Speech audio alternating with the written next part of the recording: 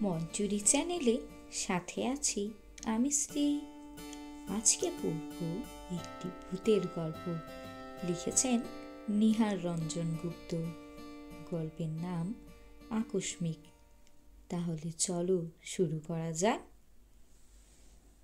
কথা হচ্ছিল আমাদের এক বন্ধু বিভূতিকে নিয়েই। প্রায় 10-12 দিন আমাদের আড্ডায় সে অনুপস্থিত। কোনো খবর পর্যন্ত নেই, অথচ দলের মধ্যে সেই বেশি আড্ডাবাজ। রোজকার মতন আমরা আমাদের ক্লাব ঘরে এসে সেদিনও সন্ধ্যায় জমায়েত হয়েছি এবং কখন যে আকাশ ভেঙে মুষলধারায় বৃষ্টি নেমেছে টেরও পাইনি। খেয়াল হলো রাত 9:30 নাগাদ। এবারে বাড়ি ফেরা দরকার, কিন্তু দরজা খুলতেই যে দৃশ্য চোখে পড়ল তাতে সঙ্গে সঙ্গে আবার দরজাটা তক্ষুনি বন্ধ করে দিতে হলো। ঝমঝম করে তখনও বৃষ্টি ঝরছে এবং বৃষ্টির ছাঁটের ঘন কুয়াশায় চারদিক একাকার। সমস্ত গলিটা জলে ডুবে গিয়েছে। ঘরের চৌকাঠ পর্যন্ত জল থই থই করছে। সঙ্গে কারো একটা ছাতা বা ওয়াটারপ্রুফ কিছুই নেই, অথচ বের হওয়ার সঙ্গে সঙ্গেই একেবারে স্নান করে যেতে হবে। তাই সকলে আবার জাঁকিয়ে বসলাম। মহিন বললে, বেরোনোই যখন যাবে না তখন ভূতের গল্প শোনা যাক। সরোজ বল একটা জমাটি ভূতের গল্প। আমাদের মধ্যে বন্ধু সরোজই সাহিত্যিক। শুধু সে সাহিত্যিকই নয়, চমৎকার গল্প বলবারও তার একটা ক্ষমতা আছে। কিন্তু মোহিনীর প্রস্তাবে বাধা দিলে দিব্যেন্দু বললে, না না, শচীনের নতুন কোনো ম্যাজিক দেখা যাক। আমি প্রস্তাবে সায় দিলাম, হ্যাঁ সেই ভালো, শচীন শুরু কর। আমাদের দলের মধ্যে শচীন অ্যামেচার ম্যাজিশিয়ান না হলেও ম্যাজিকে সত্যি তার বাহাদুরি ছিল। আশ্চর্য রকমের ম্যাজিক এক এক সময় আমাদের দেখিয়ে সে কত দিন তাক লাগিয়ে দিয়েছে। ঘরের এক কোণে একটা চেয়ারে বসে শচীন আপন মনে একটা সিগারেট টানছিল। আমার প্রস্তাবে সে বলল, ম্যাজিক যে দেখাবো তা জিনিসপত্র কোথায়? ঠাট্টা করে সরোজ বললে, জিনিসপত্র না হলে ম্যাজিক দেখাতে পারবি না, তবে কিসের ছাই তোর ম্যাজিক? ঠিক আছে, শুধু হাতেই দেখাবো। সকলে উৎসাহিত হয়ে উঠলাম। ঘরের আলোটা নিভিয়ে দে, শচীন বললে। আলোটা নিভিয়ে দিয়ে একটা ক্যান্ডেল জ্বালিয়ে টেবিলের উপর রাখা হলো। শচীনের কথা মতো সব কাজ চলছে। একটা মাত্র ক্যান্ডেলের আলো ঘরের মধ্যে অদ্ভুত আলো ছায়া সৃষ্টি করেছে। আলোর শিখার একটা ছায়া সেই আলো আধারে দেওয়ালের গায়ে কাঁপছে। বাইরে সমানে বৃষ্টি পড়ছে। শচীন তার পূর্বের আসনেই বসা।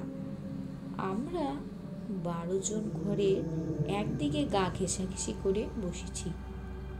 সরোজ বললে, কি রে, কই শুরু কর তোর ম্যাজিক। চুপ কর, কথা বলিস না, ভারী গলায় বলল শচীন। তারপর সবাই চুপচাপ। 1 মিনিট 2 মিনিট করে প্রায় 15 মিনিট কেটে গেল। সবাই অধৈর্য হয়ে উঠেছে। এমন সময় সরোজ আবার প্রশ্ন করলে, কি রে শচীন, ঘুমালি নাকি বাবা? চুপ, দরজাটা খুলে দে, কে এসেছে দেখ। সত্যি জলের ছপছপ একটা শব্দ সকলেই আমরা শুনতে পেলাম। শব্দটা ক্রমে এগিয়ে এসে বন্ধ দরজার কাছেই থামল। তারপর দরজার গায়ে শব্দ উঠল, টুকটুক করে। কে? আবার শব্দটা।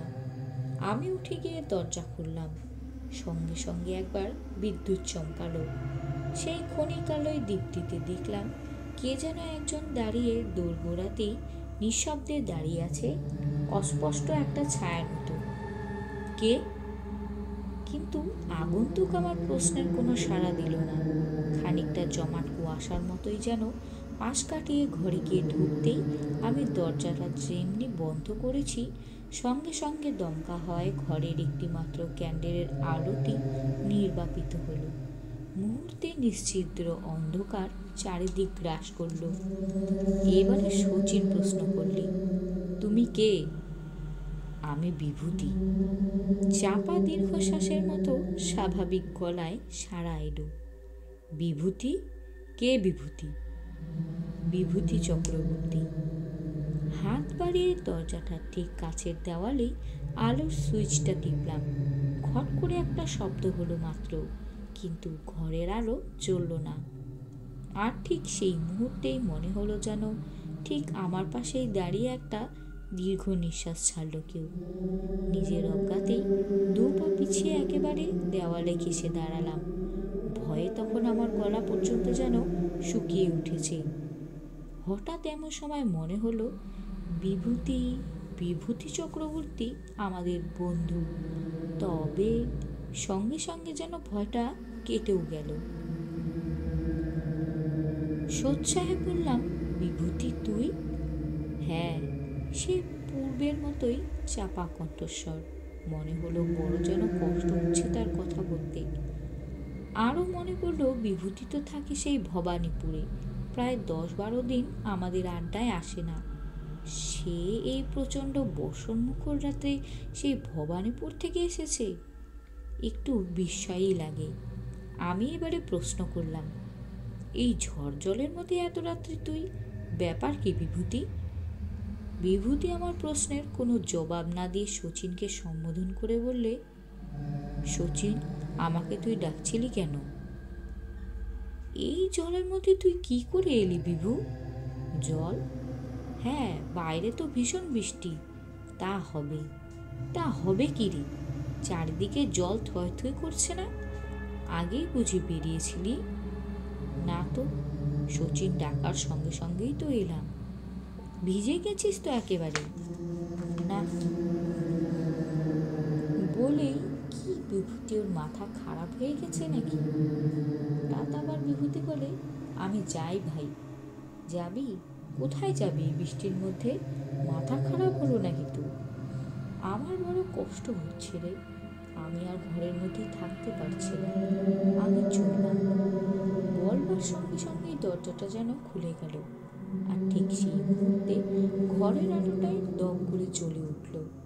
কিন্তু কোথায় বিভূতি? আমরা ঘরের মধ্যে হতভম্বের মতন দাঁড়িয়ে আছি। বিভূতি বিভূতি বলেই আমি ছুটে গেলাম বাইরে। বৃষ্টি তখন থেমে গিয়েছে। গলির মধ্যে জল অনেকটা কমে এসেছে। যত দূর দৃষ্টি যায় কাউকে দেখতে পেলাম না। কেবল জলের মধ্যে দিয়ে কারো হেঁটে যাওয়ার ছপ ছপ শব্দ কানে ভেসে এলো। পরের দিন দুটো সংবাদ আমরা জানতে পারলাম। একটি সংবাদপত্রে প্রকাশিত হয়েছিল, গত রাত্রে প্রচণ্ড 3 ঘণ্টাব্যাপী বৃষ্টির মধ্যে শহরের শ্যামবাজার অঞ্চলের বিদ্যুৎ সরবরাহ মিনিট 20 জন্য বন্ধ হয়ে গিয়েছিল রাত্রে 9:45 থেকে 10:05 পর্যন্ত। আর একটা, গত রাত্রে দিন কয়েক ভোরবার পর টাইফয়েডে আমাদের বন্ধু বিভূতি চক্রবর্তী রাত 9:30টায় মারা গিয়েছে।